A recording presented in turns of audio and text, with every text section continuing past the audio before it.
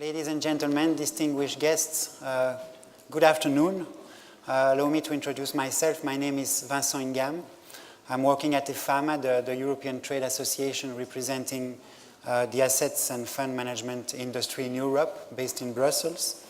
I'm very pleased to be in Malta today, in this small but dynamic and vibrant country, and to welcome you to this panel discussion on the challenges of the ETFs to the asset management industry. During the next 75 minutes, we would like to discuss with you a relatively recent phenomenon in the asset management world called exchange-traded funds. And we will analyze in particular the factors that have contributed to the success of these products and see how this could potentially have an impact also on the business model of other types of more traditional investment products. We will also highlight some of the concerns that ETFs have raised with regulators and discuss how these concerns have been addressed or should be addressed in the future to maintain a high level of investor protection and also to maintain the trust investors have placed in these products. And last but not least, we will also discuss the opportunities that ETFs might represent here in Malta to the Maltese funds industry. And of course, as we very much want to have an interactive discussion with you, there will be time for a question and answer session where you will have the possibility to ask questions directly to the panelists. But without further ado, I would like now to introduce you to the three distinguished panelists who will bring you their expertise and insights on these different subjects. So on my immediate left is Jonathan Bird. Jonathan is a corporate partner at the famous law firm Freshfield Bruckhaus Dringer London office. And he specializes in investment funds and asset management related matters. To his left is Aldo Scardino. Aldo is currently head of the wealth management division at Bank of Valletta, and he has specific expertise in many areas of the financial sector, including in particular stockbroking, investment banking, institutional investment management, and also treasury management. And to the far left is Joe Portelli. And Joe is currently Managing Director and Chief Investment Officer at FMG Funds, an investment fund company specializing in the emerging markets. No. Before moving to the heart of the debate, we thought it would be useful perhaps for those of you in the room who are less familiar with ETF to share with you a few figures to give you a sense of the rapid growth of the ETF markets, but also of the relative importance of these products compared to the global asset management universe. And so I've prepared a couple of slides through which I would like to take you very quickly. I'm sorry if I'm standing up in the middle of the game. I hope you all are able to see the slides. So this first slide shows the evolution of the global UCITS market, both in terms of assets under management and in terms of number of products over the last decade. In terms of AUM, what you can see is that there's still a significant growth over the last decade, as UCITS stood 88% higher at the end of 2012 than they were 10 years before. But it is also equally clear that UCITS suffered heavily from the 2007 financial crisis, with a sharp decline that you can see in the assets under management in 2008. And it's only very recently that these assets under management have recovered their pre-crisis level. Now, in terms of number of products, the figures remain relatively stable since 2005. With even a slight decrease in number of products since 2008, probably partly due to the fact that many asset management companies were forced to rationalize their fund ranges. In contrast to the global evolution of the UCITS industry, European ETFs, as you can see on this slide, enjoyed a very robust growth over the same period in terms of AUM, and even more in terms of creation of new products. And what I think is quite remarkable in this slide, and what I wanted to draw your attention more specifically, is the fact that even during the 2007-2008 financial crisis, ETFs continued to grow and new products were created at a steady pace. So of course you could say that starting from zero, remember that first ETFs were listed in Europe only in 2000, it's quite easy to grow rapidly, but still I believe it's not exaggerated to talk about a success story for these types of products. Next slide shows you the market share of ETFs relative to the global UCITS market. And there you clearly see that ETF, despite their impressive growth, still represent a relatively small fraction of the UCITS world in general. At the end of 2008, 11 ETFs only represented roughly 7% of the entire UCITS universe. And so I think this helps, and these figures you can see remained relatively stable over the last 5 years, again, despite this impressive growth in the size of the ETF market. So I think this also helps to put the growth of the ETF market into perspective.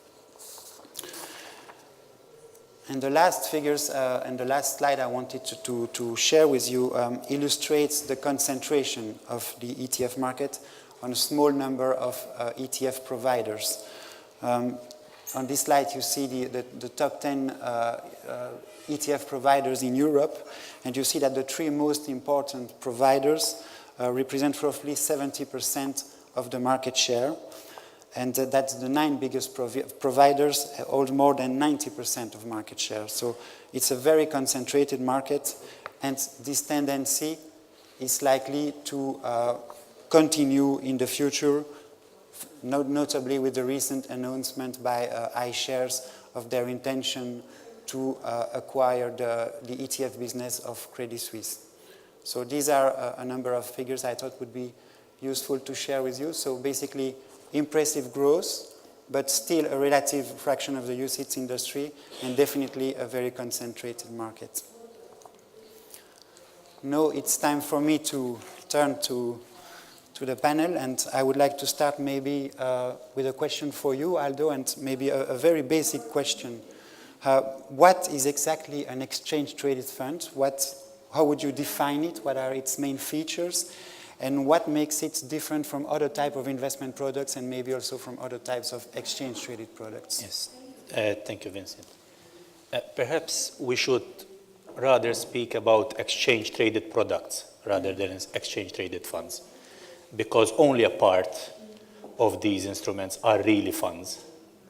Let's start with the most basic. The ETF, which are the funds, and we can divide them into 2 basic categories. One of them is the fully replicated fund. So basically, you have a fund manager which buys underlying securities, and it's tracking that index. So for the FTSE 100, for example, the fund manager would buy the constituents of the FTSE 100 in the same weighting, and would track that index.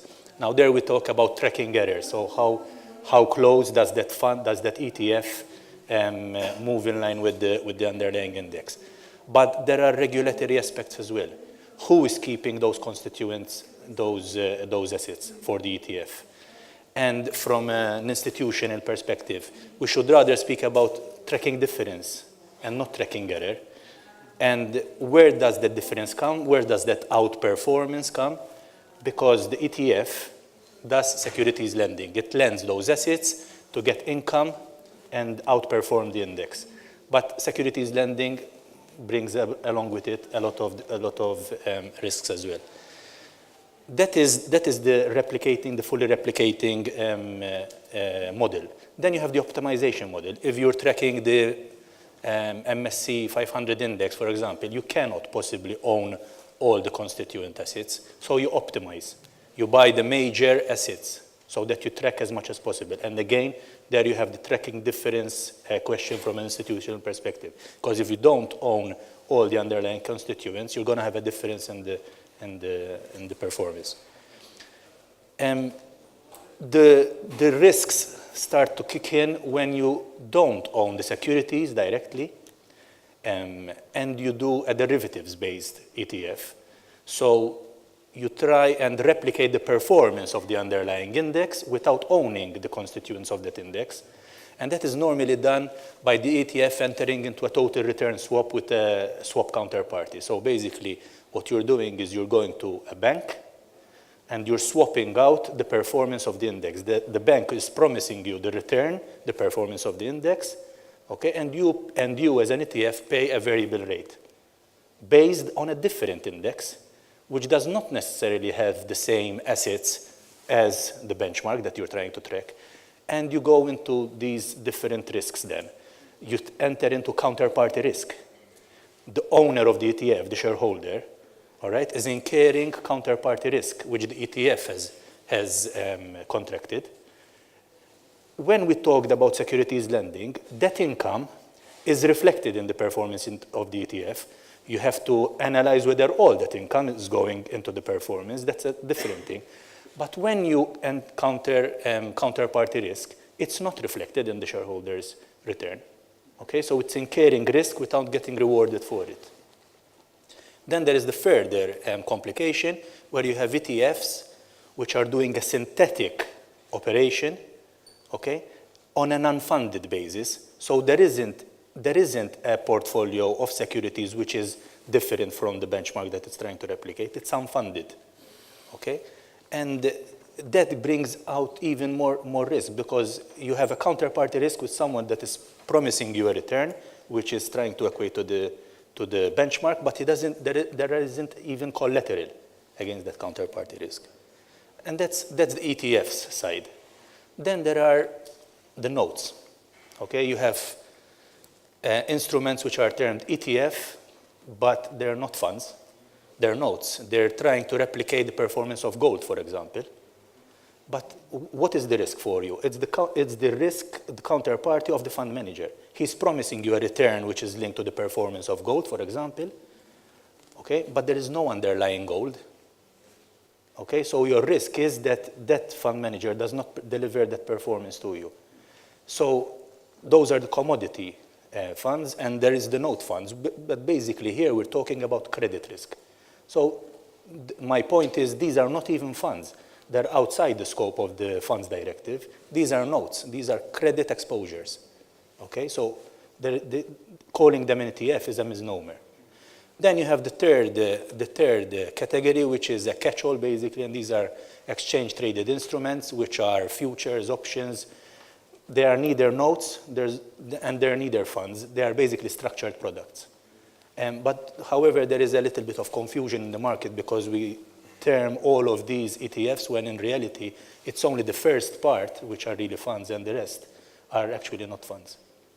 Thank you, Aldo. I think this is indeed a very important point you're making there, and one that was also underlined by regulators, the fact that in practice very often investors confuse ETFs with other types of ETP products, exchange-traded products, and that's therefore one of the reasons why ESMA was so keen in insisting on giving a specific label to ETFs to allow investors to better distinguish them from other types of products. If you want exposure to cattle because you think meat prices are going higher, okay, 20 years ago you had to open up an account with a futures broker, you had to send over margin, okay, then you had to place a trade.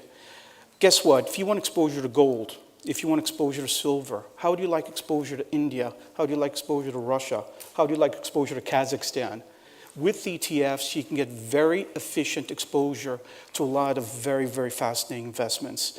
If someone writes a book about the history of the financial markets and how it's evolved over the last 100 years, someone's going to have to say that ETFs was a revolution.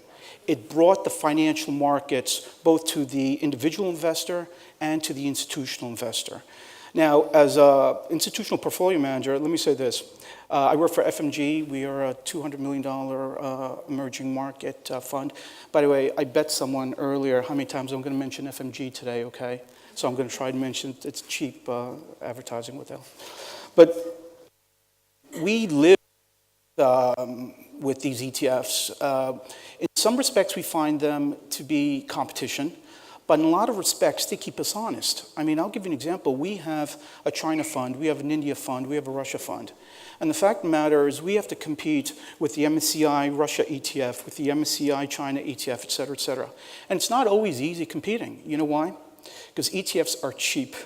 ETFs are transparent. You can get ETF execution pretty quickly.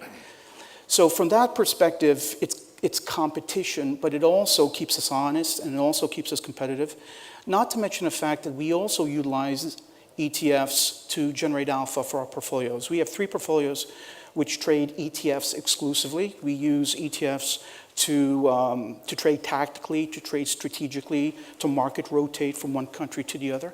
And I'll tell you this, they are absolutely indispensable to what we're doing. Now, let me give you an example. You know, there's a competitor out there, actually. I don't know if they're a competitor. I don't think they view us as a competitor, but there's a company out there called BlackRock. Okay, BlackRock is pretty big. They manage somewhere in the vicinity of $1 trillion. We manage somewhere in the vicinity of $200 million. They've got a fund called the BlackRock Global Allocation Fund. This fund has somewhere in the vicinity of $50 billion.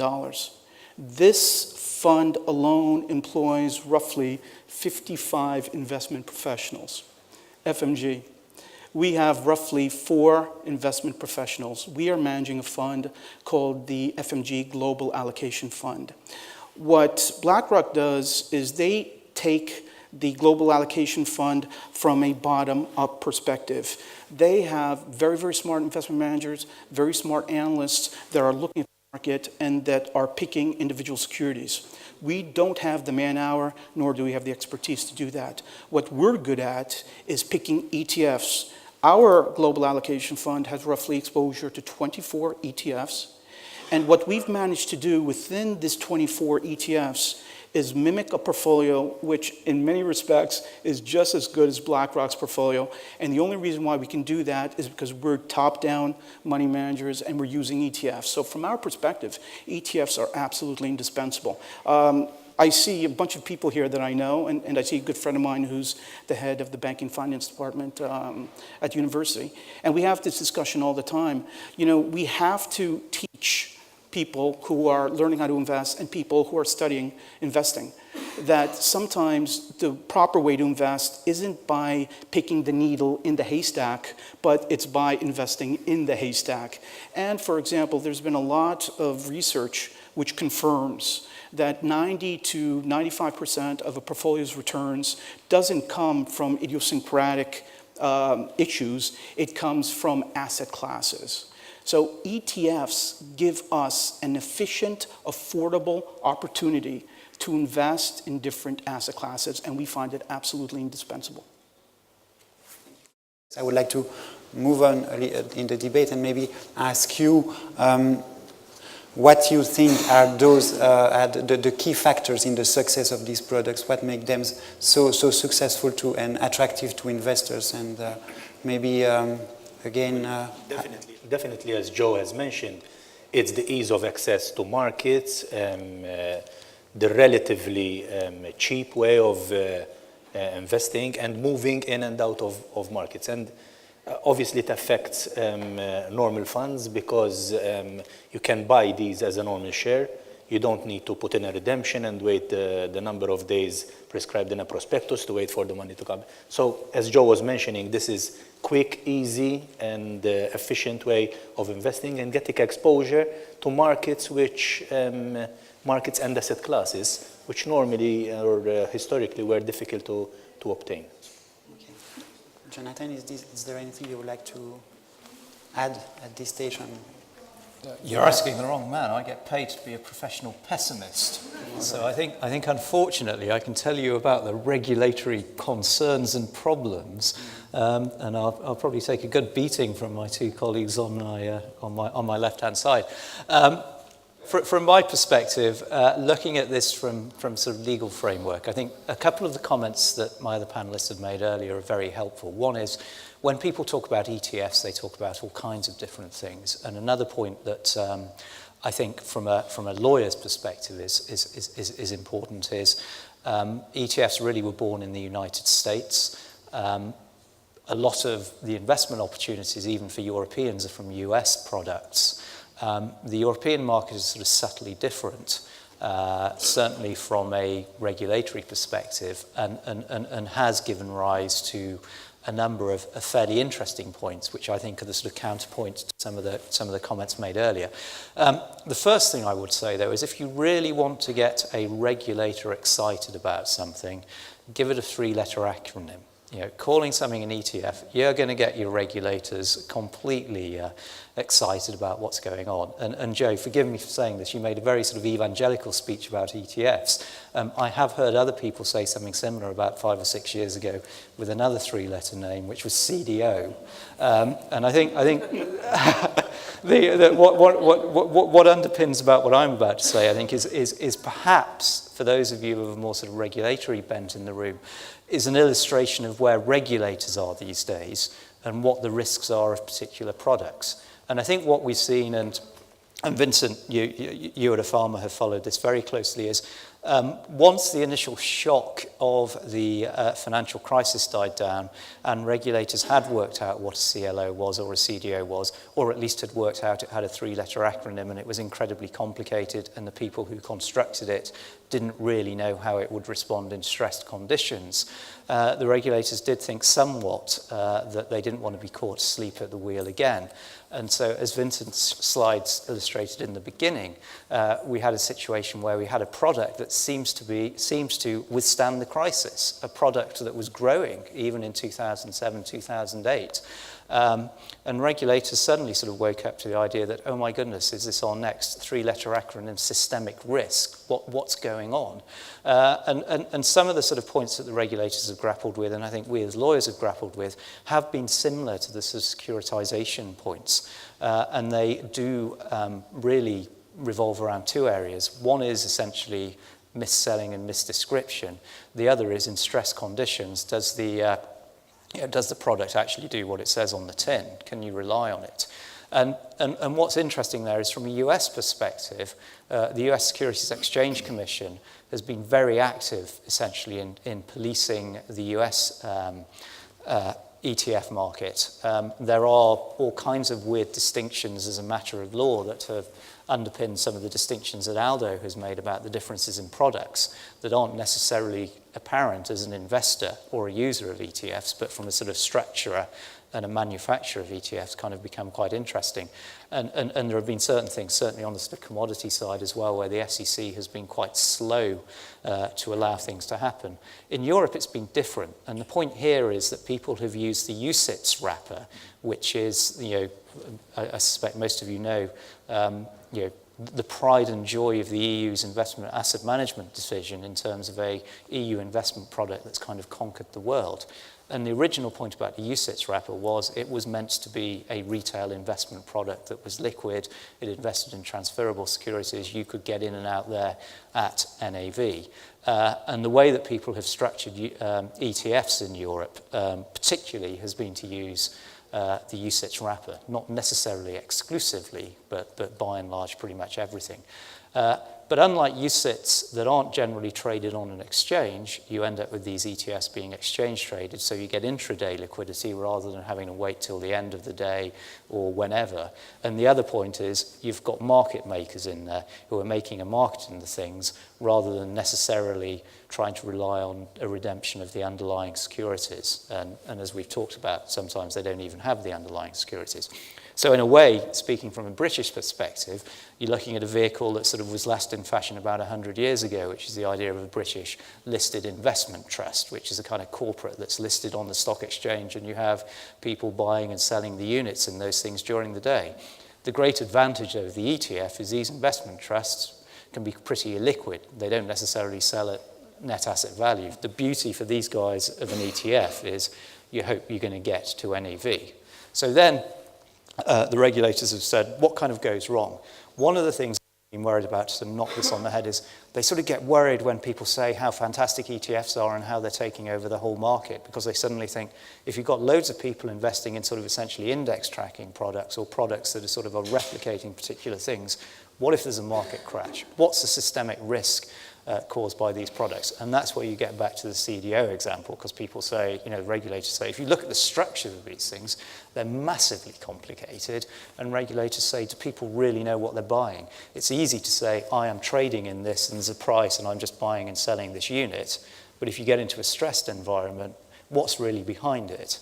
Then you get into the questions that Aldo in particular talked about, which is, regulators can understand the sort of physically settled stuff. If you've got an ETF that actually invests in the underlying index, has a basket of stocks underneath it, which is pretty much the same thing, then if you've got to wind the thing up or if you've got to sell it, yeah, it'll cost money, but they can kind of see where it's going to come from.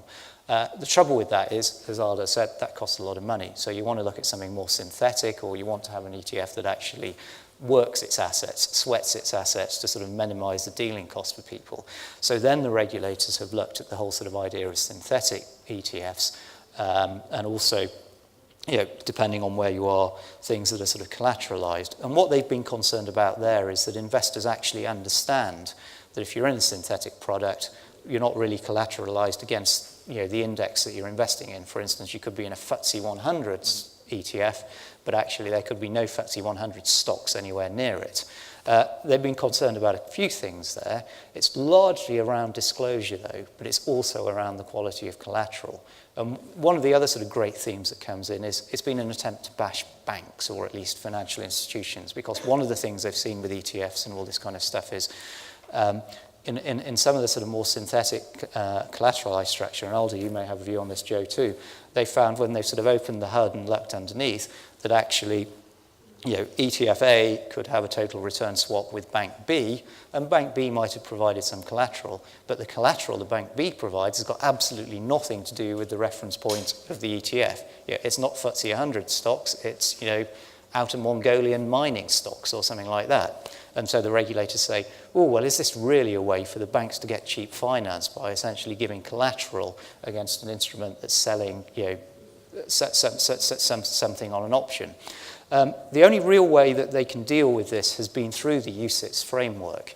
And so where the regulators got, where ESMA's got through a series of guidances, they have tried to make sure that they are implementing specific rules, at least in the European context, on the use of collateral and what's acceptable and what isn't, and sort of stress testing situations. The other thing that they focus on, Vincent has mentioned very heavily, is disclosure, and actually making sure that the products do properly describe what they are. I think one thing, though, that Joe in particular has made a point which is perhaps missing a bit from the sort of regulatory approaches, because in Europe we've looked at these as UCITS products, and the regulator really sees UCITS as a retail product. They have approached a lot of these issues from a retail investor state of mind. Now, we do see ETFs marketed in large part to retail investors, but when you look at the more esoteric products, actually there are far more sophisticated people investing in them. And in fact, if I can say it this way, you're essentially intermediating, and you know what you're doing, and you're doing this for your underlying client. So I think what we've found is we found from a regulatory perspective something of a fear that this is a monster that is about to sort of be unleashed and collapse the whole of the financial markets in a similar way to the securitization crisis. Two, I think there is a fear about the extent to which it could tarnish the UCITS brand in terms of being sold to retail investors if anything went wrong. But three, I think the real fundamental tension is the extent to which we have a regulatory regime which hasn't, to take Joe's point in a more positive light, which hasn't yet really properly caught up with the way that asset management is going, and the way that a far more sort of sophisticated 21st century approach to asset allocation. Now let me take the other side of that debate, if I will, create a little bit of a ruckus here. First of all, I agree with what you and Aldo just said about ETNs. Clearly, ETNs are credit instruments. There definitely is significant credit risk when you invest in an ETN, clearly. And a lot of investors who invest in ETNs need to understand that. By the way, you need to understand what an ETN is. An ETN is an unsecured credit instrument. So if I'm Bank XYZ and I start up an ETN on the S&P 500, you give me 10 million and I can take that 10 million and go throw a party with it. No one says I've got to invest that 10 million anyway. All it says, all the agreement says is that I've got to give you your 10 million back in 10 years' time or whatever. But what we have to put in perspective is that ETNs, leveraged and inverse ETFs, make up 3 to 4% of the entire ETF universe anyhow. Okay, remember, ETFs, generally speaking, particularly physical replication ETFs, are actually holding the actual assets. Okay, those assets are custodied with a custodian. Now, if you go back the last 13 years, anyone who's been in the financial business will tell you that it has been, in many instances, a very turbulent 13 years. We had the meltdown, the software meltdown of 2000, 2003, and then of course we had the 2007 credit crisis. And guess what? You know, within those 13 years, yeah, there were 3 ETNs which failed, and they were Lehman Brothers ETNs, but to my knowledge, there weren't any ETFs, there certainly weren't any physical replication ETFs, and there weren't any synthetic replication ETFs which went bust. So I agree with regulators most of the time. We just have to be careful not to overregulate, because remember, okay, that the ETF market here in Euroland is roughly a $350 billion market, but in the US, it's a $1.3 trillion market.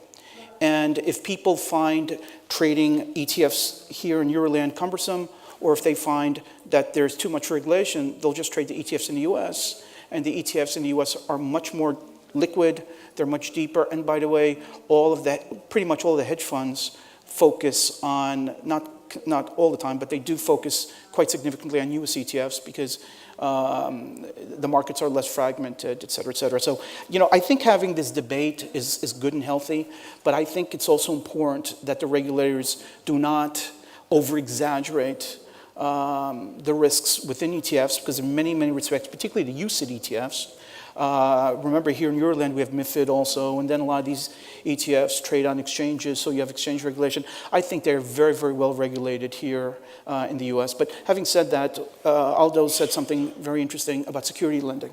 That's a real issue. And Jonathan, you said something about the quality of that collateral. That's an issue. But there is, you know, let me say this, an ETF is not a CMO. I really don't think so. God forbid we ever get to that point, but I just don't see that.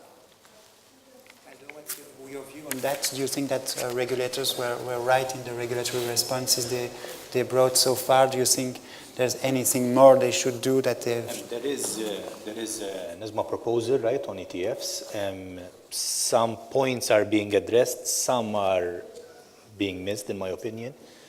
The truth is that these instruments are giving the possibility even to retail investors to take exposures which they normally wouldn't be able to or shouldn't be able to. So you have double long ETFs where you can leverage your position through an ETF. You can short markets through ETFs. Should these be accessible to retail investors? Possibly yes. But this is the question I think that regulators are asking themselves. With the history that we had, should retail investors have access to these innovative products?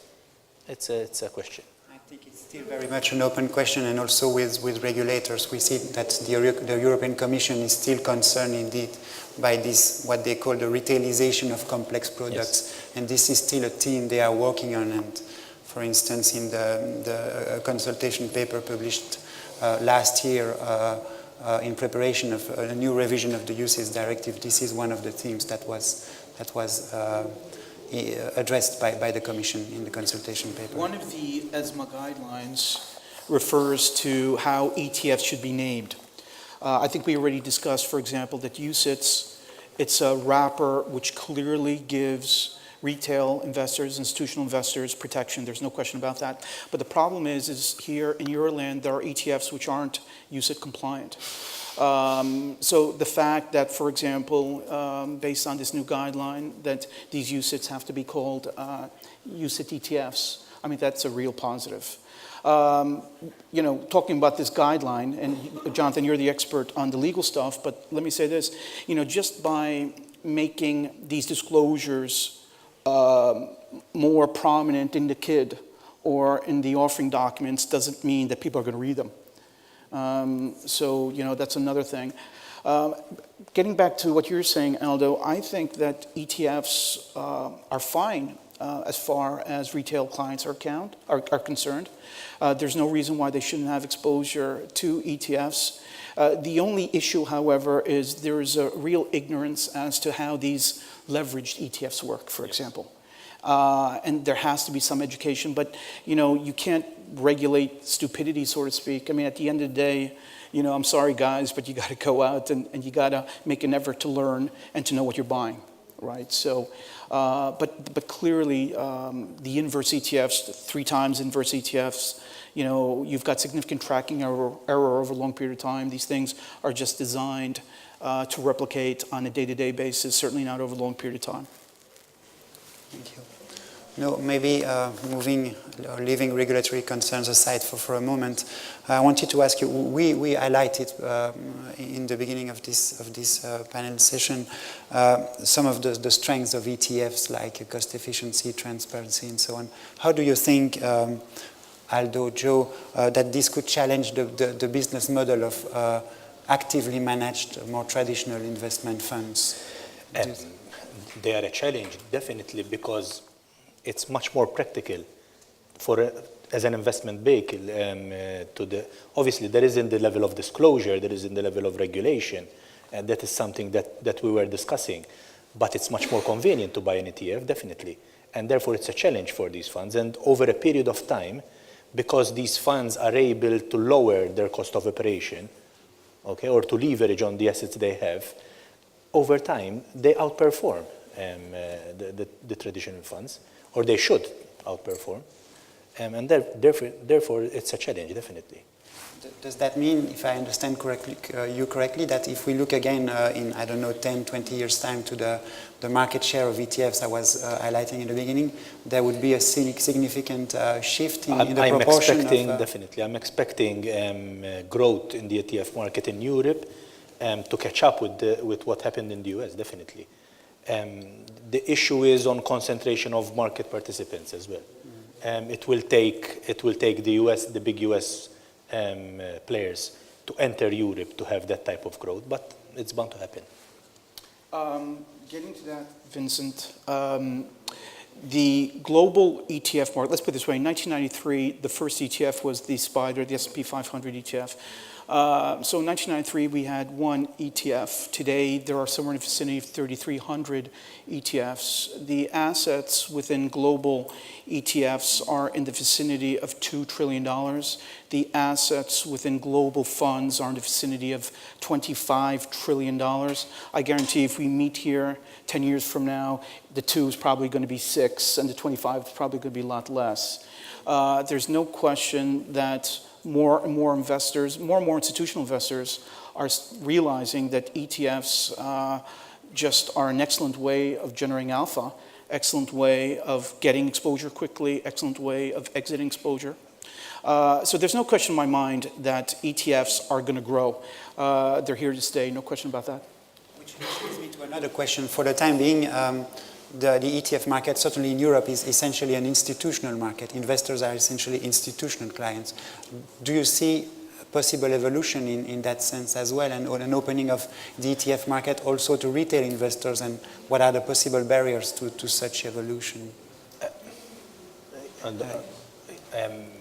We're seeing regulatory developments where the retail distribution is being regulated, and in Europe especially, it's the big banks that are promoting ETFs.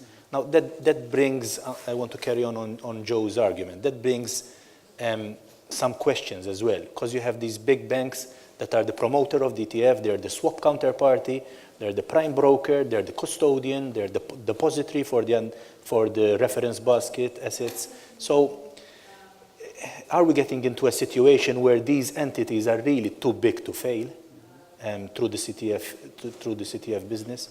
And again, if it's going to develop, it has to go down the retail route. And the best positioned players are the banks which have big retail distribution networks. Okay, thank you. Maybe echoing on some of the presentations we've heard this morning, I wanted to talk about the opportunities that ETFs may create in Malta. What's in there for the Maltese industry? What are the opportunities? Joe, maybe you wanted to start with that. Well, I hope there are a lot of opportunities. You know, obviously earlier today we were talking about how lovely Malta is. It's a sunny place and it's a wonderful place for funds. And I would love it if iShares opened up an office here. I see some lawyers here. I think they would love it if iShares opened up an office here too. You know, I don't know. To my knowledge, I haven't heard of any ETF providers looking to domicile a fund here. Remember, just because you domicile a fund here doesn't mean it has to trade here.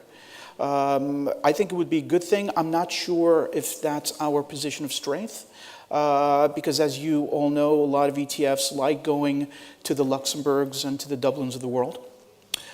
Jonathan, what do you think?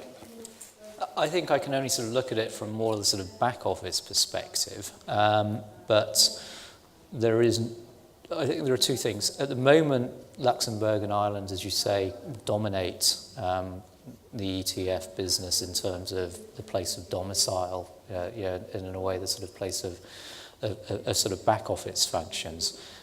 There would be no reason why another EU member state couldn't take on that role as well, particularly if there were other competitive advantages that it may be able to offer.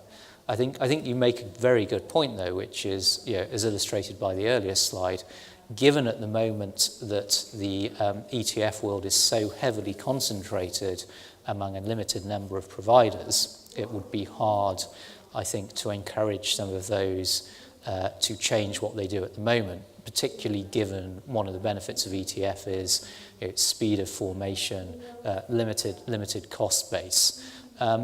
And to that extent, it's probably a little different from some of the other investment products where you can see, you know, there are more opportunities among to get an entry point into the market.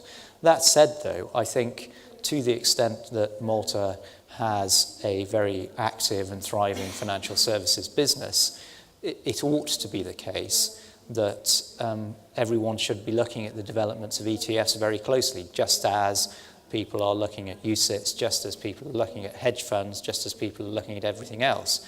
Because to the extent that other providers may come into the market, there could well be opportunities.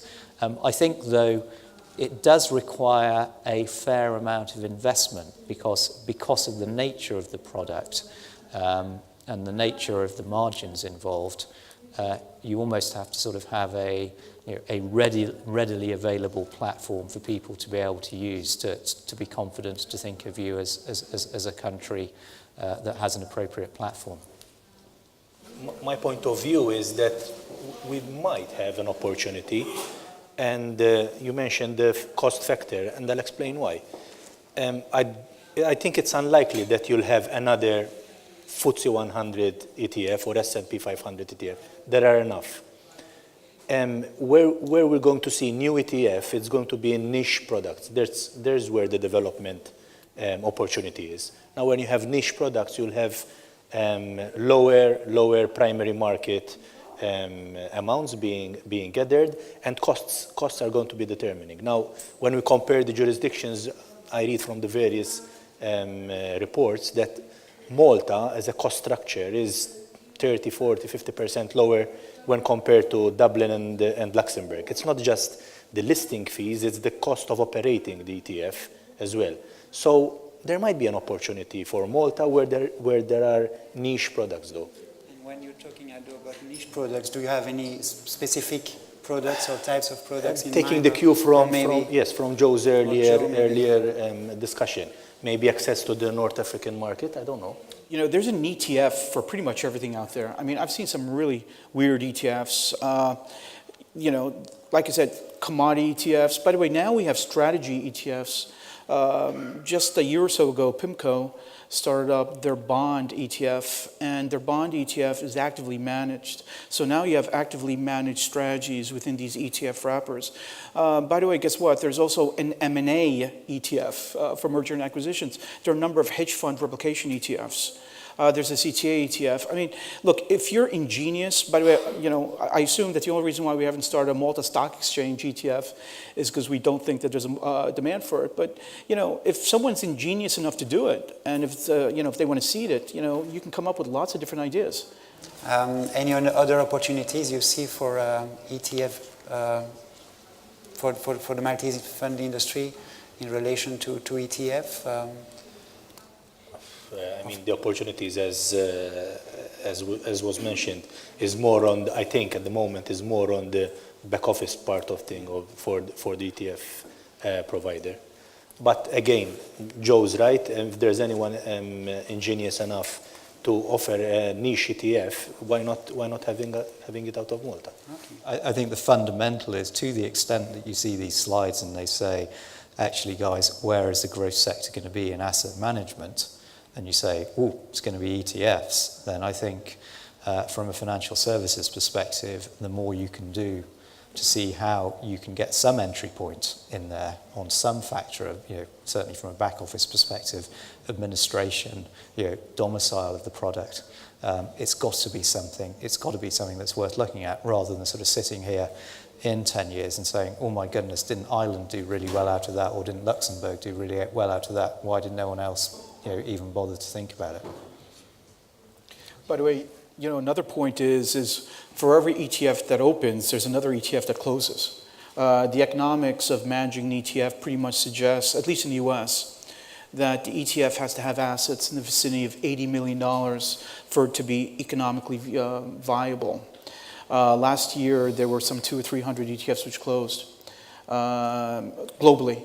So, you know, it's not difficult for an ETF to fail. When I say fail, I mean fail economically. I think it's maybe time now to take a few questions from the audience. I don't know who wants to start, who wants to break the ice. Gentleman there. I see the ETFs as efficient for the institutions because they have large pools of money, they want to diversify. When it comes down to the retail level, though, I think we have to be very, very careful because if you have ETFs which invest in real financial instruments, it's okay, as you said. But if you have ETFs which are leveraged in some way, and these are acquired in very small portfolios, then the effects can be quite dramatic. And apart from the fact that some ETFs are complex by design, and one of the main regulatory obligations is to disclose the nature and risks of these investments. I know Joe made a valid point that investors should educate themselves, but I think regulators see it from a very different angle. It is from the distribution side that they would expect those who are distributing these types of products to really describe the nature and risks associated with these instruments. So in actual fact, I see that ETFs, although they are quite efficient and the market is growing quite significantly, I think they do pose a threat if they are not explained quite well to the retail investor, and they are also offered in terms of a wide and diversified portfolio. I think there is significant risk if these are sold to retail investors not having a well-diversified portfolio. Okay. Jonathan, maybe you would like to react to that? Of course. I think that was a good regulatory speech. I think there is a sort of particular European point here, and it's sort of regulatory unintended consequences that by putting ETFs through the UCITS wrapper, that does mean by definition that they can get into the hands of retail investors, which is why you have had all this debate about complex and non-complex UCITS, which are, ultimately sort of boils down to who should really be investing in them from a retail perspective, who should be investing in them from an institutional perspective. I think there are probably sort of a number of ways of looking at it. One is that, and this is probably going to be Joe's point, which is it is not good to try to stifle useful innovation in an investment market simply because you are scared that the product might get into the hands of people that don't understand it. And that isn't a fault necessarily of the ETF industry, that's more a fault of the framework that people are using in Europe having these unintended consequences. I think certainly from a British perspective, and the work that the FSA, now the FCA, has been doing in the UK, has been more around the role of distributors and the provision of advice, and trying to focus more on a situation that advisors actually understand what it is that they are selling to their clients, where those clients are not sophisticated. And ultimately, I suspect that is probably the right way to go, because I think it is probably inevitable that the ETF market is going to grow. I think it is inevitable that where the sort of funds, the sort of regulatory architecture for funds is in Europe, that it's going to end up being done through the UCITS mechanic. We could have a totally separate panel about sort of hedge fund UCITS and UCITS, complex UCITS, or whatever awful term you want to call them. But I think that opens up a sort of totally different can of worms. But I think there is a balancing act that is important. And I think the regulatory perspective, they'll say that they want the industry to be responsible itself. And I think, given that you've got a concentration of providers, I think when you look at people like BlackRock, when you look at people like iShares, I think that they are very sensitive to where products end up. But I agree that I think this does have the potential to be, sort of quite big from a sort of mis-selling perspective. But that isn't of itself the fault of the ETF. It's to do with the people who advise unsophisticated people to invest in them. The multifamily office model. Now, obviously, in the United States and in Europe, they're obviously regulating a lot more heavily family offices that are considered essentially investment managers. Which often differs. I often deal a lot with developing market clientele, and they've got a family enterprise and also an investment management arm, and of course the returns they're getting and the way they're managing it is very, very different. But now that they've obviously moved in on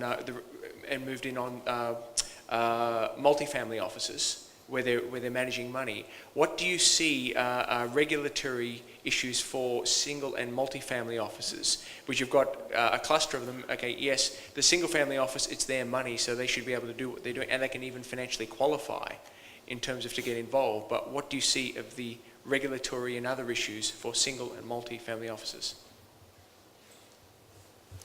If it's regulatory issues, I'll try again. I think from a European perspective, I think the answer, Peter, to your question is regulators are, to a certain extent in asset management, proceeding from a basis now where they think that the whole of the world needs to be protected against evil asset managers, evil fund managers, whether they're institutional clients or not. And the other thing that everyone will be thankful for is we've got through a panel on funds so far without anyone talking about the European Alternative Investment Managers Directive, which is something that ETFs will want to stay well away from. That, if anything, is designed to protect professional investors partly on the basis that professional investors look after pension funds, and pension funds are individuals. And there are certain exemptions, ill-defined exemptions in there for family offices. I think equally, though, it's almost a similar kind of point as the gentleman made on retail investors, which is, where do you draw the line, and who really is responsible for determining how sophisticated a family office is, whether it's a single family office or a multi-family office, because family office itself can also cover a multitude of different organizations. So I think it's tricky from a regulatory perspective to say that there is any sort of specific approach. And if anything, I think the regulatory approach has been to listen to representations that have been made by family offices as to why they shouldn't be subject to regulation, and to give them a bit of a break. And if I'm being incredibly cynical, on the basis that if really rich people lose money, they've only got themselves to blame. By the way, if I can just get back to that point, a number of people here seem to be looking at the risky element of ETFs, and clearly there are some elements, there are some negative elements to ETFs. Obviously, we talked about the risks in inverse ETFs, et cetera. But, you know, we're losing sight of the fact that ETFs, by definition, give you diversification. So, for example, there was a time where if someone had $3,000 or 3,000 euros, you know, they would take that money and maybe divide it up into two stocks. Well, guess what? You know, now if you take that $3,000 or 3,000 euros, you can put half of it in the S&P 500, and you can put the other half in the Russell 2000, and now you have exposure to over 23 or 2,400 stocks because there's replication between the two. I mean, that's a lot of diversification. Guess what? You know, there's an ETF out there called LQD. It will give you exposure to U.S. investment-grade corporate debt. There are over 300 names within this ETF. You know, I mean, that is huge diversification. That in itself is a great way to reduce risk. Let me say something else. Let's say you're an institutional portfolio manager, and let's say you want to reduce the risk in the portfolio, but you don't want to create a tax event. Well, guess what? You can go long a VIX ETF. A VIX ETF is an ETF which will do well if you have a risk-off environment and if you have volatility go up. Not to mention the fact that you can go into a gold ETF, or you can go perhaps into a CTA ETF, which tends to be negatively correlated to the S&P. So I think it's a good thing that we look at the risky elements of ETFs, but you know, it gives you quick, fast diversification. Let me just make this last point. About 10 years ago, when I first got here, I was reading the Malta Times, and it was in the middle of August, and there was a financial advisor here in Malta. And there was this nice little advert, and the advert said, we are going to experience shutdown this week, which pretty much means that they're going to close up the shop and go to the beach. And my first reaction was, okay, fine, but what happens if there's a meltdown in the markets? I'm supposed to find you on the beach if I want to close up my positions, right? So, you know, with ETFs, you know, it's just a question of turning on your computer, putting in your password, and if you want to close out your SPY exposure or your NASDAQ exposure, you know, just a couple of buttons. So I see ETFs as a way to manage risk, not as something which creates risk. And by the way, the gentleman mentions, I hate to sound like I'm a salesman for the ETF industry, but the gentleman mentioned something about inverse ETFs. You're right, there clearly is risk to inverse ETFs, but to my knowledge, I think there are a few ETFs which have 5x volatility. Leverage. Now, anyone who's traded futures knows that by definition, when you put on a futures trade, sometimes you're looking at over 30 times leverage. And then there are currency people out there who trade currency accounts that have 200 times leverage. So I don't think 5 times leverage, although it's high, you know, but when you see that loss in the account, you're going to get a pretty quick education, you know, of how much money you just lost, you know, as opposed to a futures position where you can literally get wiped out. You can get a margin call in a day.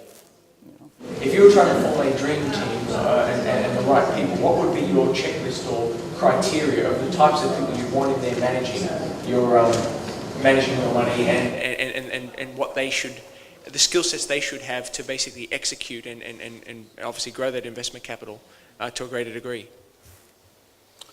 Well, you know, my guess is you want someone who's, you know, one good thing about getting old and working in finance is apparently financial professionals are the one industry where getting old is a good thing. People trust people with white hair. In fact, I'll tell you a funny story. I worked for a fund once, and the salesman took the client into the trading room And afterwards, the client said, you know what, I'm not going to invest with you guys. And the salesman said, I'm sorry to hear that. He said, why? And the salesman, the institutional client said, because you don't have enough white hair in your trading room. So, you want to get people who've been around. You want to get people who have some training. You want to get people who have experience managing money. Because believe me, if you manage money for 3 or 4 years, you think you're a hotshot if you have a couple of good years. But if you experience a nice recession, you come down to earth. So, if you want to get humble, manage money. I would maybe like to give each of you a couple of minutes for some concluding remarks, maybe with a forward-looking perspective, what you see as being the trends for the future in the ETF industry, maybe also in terms, Jonathan, of regulatory developments. Who wants to start? Sure, I can start. You have to have common sense. I don't think you have to have a PhD in risk management to understand that diversification is important. You have to be careful with leverage. I love Warren Buffett when he says that the two things which will ruin a man are liquor and leverage. So the fact of the matter is, it's really common sense. Watch the leverage, watch the diversification. Yes, invest in ETFs, diversify your portfolio, stay away from inverse ETFs, stay long, and embrace ETFs, learn about them because they're here to stay, and they're there to help you generate alpha and hopefully make you, good returns.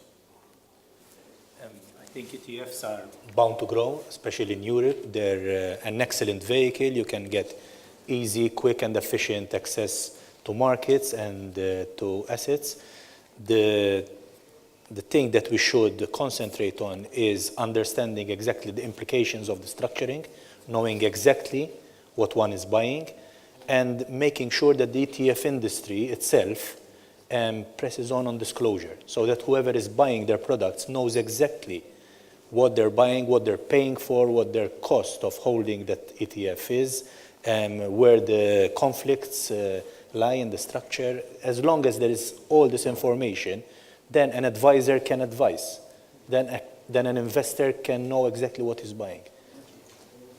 I think I'd second what people have said already. I think, as far as I can tell, ETFs are here to stay. I think they match a lot of what people expect at the moment from asset management. I think there's a fair amount of regulatory catch-up that needs to be done. I think to take Aldo's point, and forgive me for mentioning the securitization word, there is nothing inherently wrong with ETFs at all. There's actually nothing inherently wrong with securitization.